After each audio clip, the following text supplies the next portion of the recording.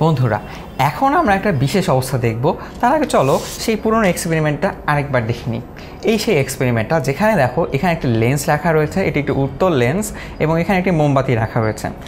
এবং মজার বিষয় হচ্ছে আমরা জানি লেন্সের প্রতিসরণের ফলে যেখানে লক্ষ্যবস্তু থাকে বিম্বটা তার ঠিক উল্টা দিকে হয়। তো এই বিশেষ অবস্থানে দেখো এই যে মোমবাতি, সে আলোটা পিছনের একটি পর্দায় গিয়ে পড়ছে, অর্থাৎ লক্ষ্যবস্তু যেখানে রয়েছে আমাদের ইমেজটা বা বিম্বটাও সেই একই দিকে তৈরি হয়েছে।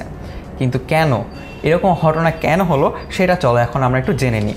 তো দেখো এই অবস্থাটা হচ্ছে লক্ষ্যবস্তু যখন আলোক কেন্দ্র এবং ফোকাসের মধ্যে অবস্থান করে। তো একটা উত্তল লেন্সের আলোক কেন্দ্র কোথায়? এই হচ্ছে তার আলোক কেন্দ্র, ধরে নিলাম এটা ও, আর এটা হচ্ছে ফোকা। আমরা এটা বলতে পারি যে এটা হচ্ছে তার, ধরো এই বিন্দুটা হচ্ছে তার ফোকাস। তো এর মাঝখানে যদি আমাদের ইমেজটা থাকে অর্থাৎ লক্ষ্যবস্তুটা থাকে, সেটা হচ্ছে PQ, তাহলে কি হয়?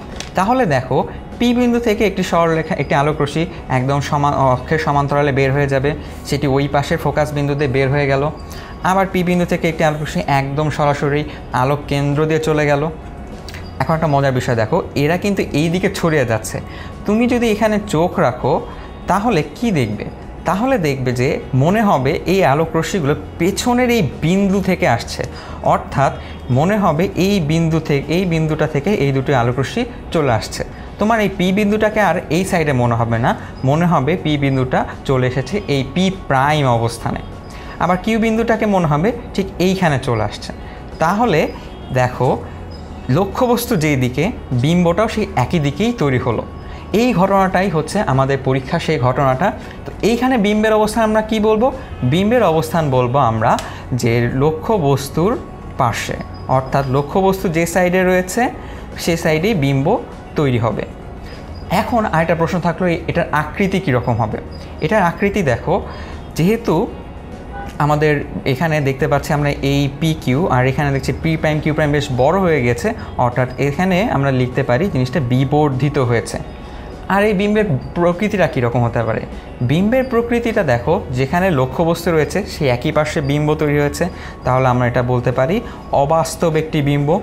আর এটা আমাদের যদি দেখো যেদিকে PQ রয়েছে P প্রাইম Q প্রাইম সে একই দিকে রয়েছে, তাহলে আমরা বলতে পারি এটা সোজা তৈরি হয়েছে।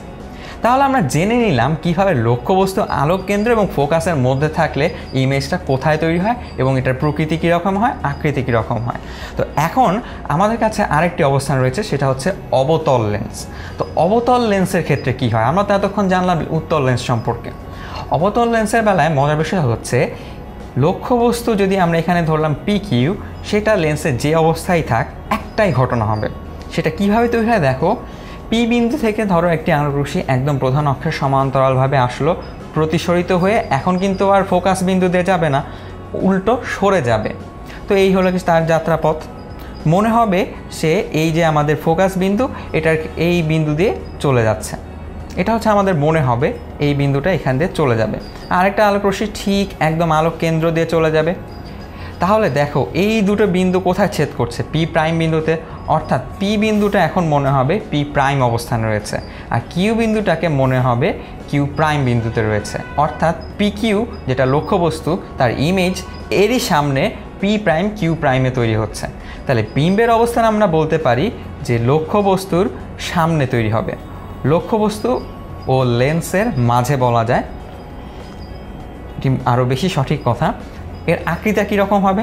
এই আকৃতি দেখো অবশ্যই ছোট হবে, অর্থাৎ লক্ষ্যবস্তু যতটুকু ইমেজ তার থেকে ছোট হবে।